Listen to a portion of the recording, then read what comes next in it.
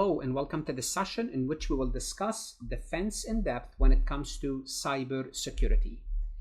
Defense in depth is a strategy designed to safeguard the organization asset by utilizing a layering of security measures. The best analogy I can give you is medieval castle, defensive mechanism for medieval castle. For a medieval castle, you're going to have several layers of defenses before you get to the main castle. You will have the outer walls, maybe several of them. You will have foot soldiers, you will have cannons, you will have towers, you will have high walls until you get to the castle. So those are multiple defenses. This approach makes sure that if a cybersecurity occur or if an attack occur or a single security flaw is exploited, let's assume the first line of defense falls, well, the second line of defense might hold the castle. Same concept. So if a security flaw is exploited, it doesn't lead to the compromise of the entire system because you have basically, let's think of it as a plan B or a secondary defensive system. And this is what we will discuss in this session. What is this defense in depth in cybersecurity? Let's go ahead and get started. Before we proceed any further, I have a public announcement about my company, farhatlectures.com. Farhat Accounting Lectures is a supplemental educational tool that's going to help you with your CPA exam preparation as well as your accounting courses. My CPA material is aligned with your CPA review course such as Becker, Roger, Wiley, Gleam, Miles. My accounting courses are aligned with your accounting courses broken down by chapter and topics. My resources consist of lectures, multiple choice questions, true-false questions, as well as exercises. Go ahead, start your free trial today. So the assumption here is this: if an attacker bypass one layer, additional layers stand in their way, therefore reducing the risk of a full system compromise. And this is what you want to do. This is in contrast to what? This is in contrast to a strategy that depends, for example, only on technology. Let's assume we're only relying on technology. Well, defense in depth, it doesn't only use technology. We're going to utilize people. We're going to utilize policies. We're going to utilize, of course, technology. That's going to be a big part. And we're going to use both physical and logical access control as part of this layering. So that definitely you want technology, but you want people. People who are skilled, who are competent, who know what they're doing. And they are essential for the effective implementation of security measures. So you want experts that understand how security tools are used in order to defend the company. They are knowledgeable about how different layers of the system works together. So you want people organizing this whole layering. So if we look at a company that's called Global Tech, they might have a dedicated cybersecurity team led by a chief information security officer. And this team will be responsible for managing security tools, conducting regular security assessment, training employees on cybersecurity best practices. So what they do, maybe they simulate phishing attacks to educate staff on recognizing such threats and conduct regular security briefings. So the people, you want the people to train other people to make sure someone is using the tools that we have effectively. And this is where the personnel, creating a culture of awareness. That's what you want to do. This is how people help.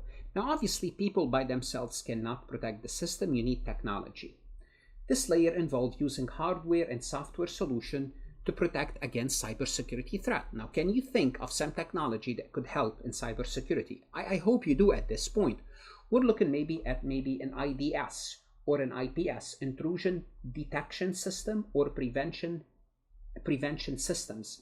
And what these systems would do, they will monitor the network traffic for suspicious activity and block any potential threat. Now, obviously, people will have to oversee the process, but now the technology is at work.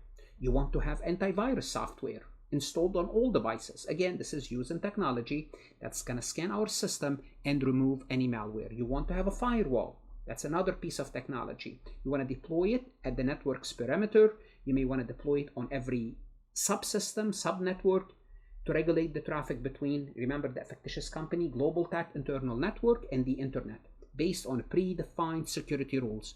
You tell the system what's allowed and not and what's not through these technology, which is the firewall. You want to also strengthen your endpoint security. Each device connected to the Global Tech network is secured with software that detect and blocks malware and provide encryption for data at rest. So people, technology. Also, technology by itself is not good enough. You want to have policies. How are you going to be using this technology? There must be policies dictating its proper use. And this would include guidelines. And remember, we had one whole session about security policies. How do we implement this? How often do we review our technology for any updates, for any new features, to make sure it's working properly? For example, Global Tech, the company that we are working with, established comprehensive security policies that cover everything from acceptable use of company resources to data protection standards. So they have policies on what's acceptable and what's not, because you need to inform the people that work for you what's acceptable and what's not. And obviously you want to review these policies on a regular basis, quarterly, semi-annually, because cybersecurity threats are constantly evolving. And one key policy mandate the use, for example, of strong, unique password for all systems. Our firewalls are updated, so on and so forth. So those policies, they need to be followed.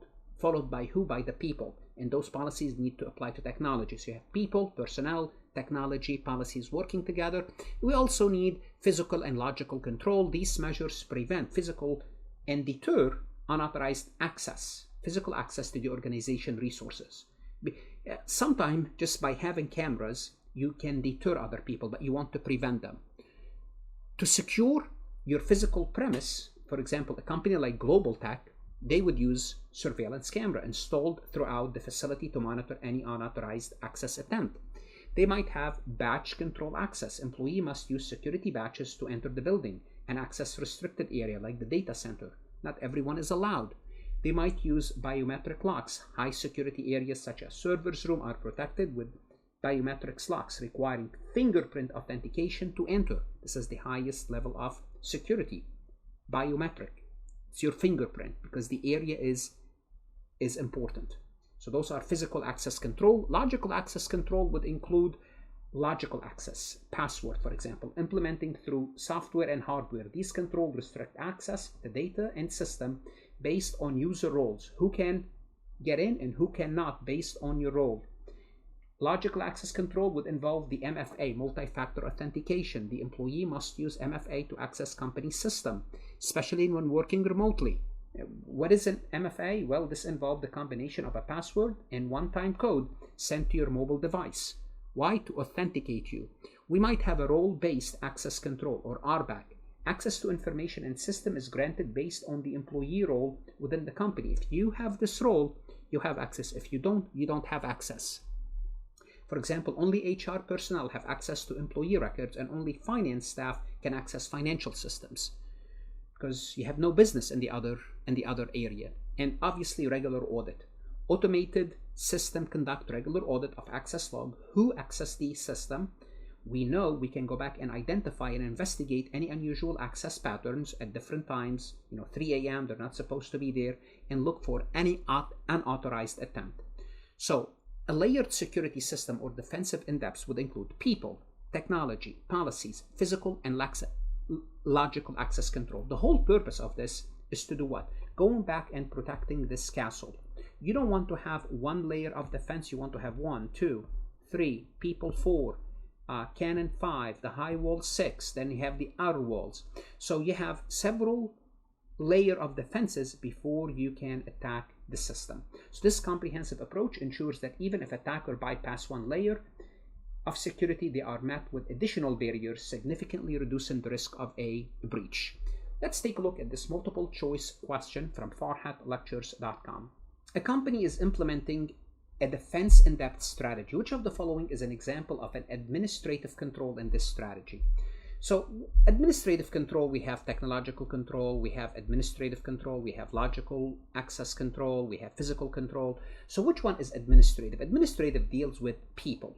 Is it encryption of data at rest? When you encrypt the data, it means you are making the data unreadable. Encryption means you are using technology. Well, A is out because that's not an administrative, it's a technological control.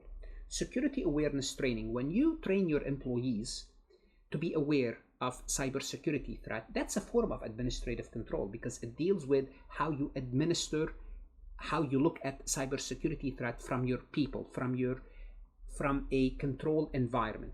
Letting your employees aware of cybersecurity, give them training, is an administrative control. I would say B could be a good answer choice, but let's not choose B until we look at C. C is antivirus. Antivirus is like a encryption. It's a technological control. And biometric authentication. Biometric authentication is a form of access control. Access means what?